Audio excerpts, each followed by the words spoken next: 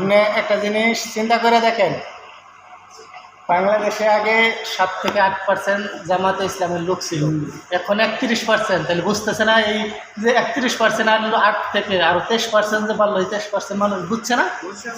তাহলে বুঝবে আস্তে আস্তে, টেনশন করে না। বোঝা তো লাগবেই, বুঝবে, বোঝা লাগবেই।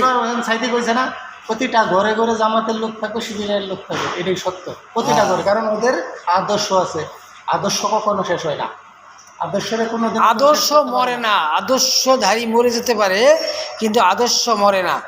যত ভালো ভালো জামাতের নেতাগুলো ফাঁসি দিয়েছে শেখ হাসিনা, কিন্তু তাদের আদর্শ মরেনি, মানবল আছে, ব্যক্তি মরে গেছে। তো ওইটা নেই। এদের আদর্শের কারণে এবারে কেউ শেষ করতে পারবে না। কারণ হচ্ছে এরা আদর্শ কোনোদিন মরে না। করলাটা কি আসলে এটা কি বাস্তবে হয় হয় হয় হয় হ্যাঁ হয়, এটা অবিশ্বাসী কিছু না।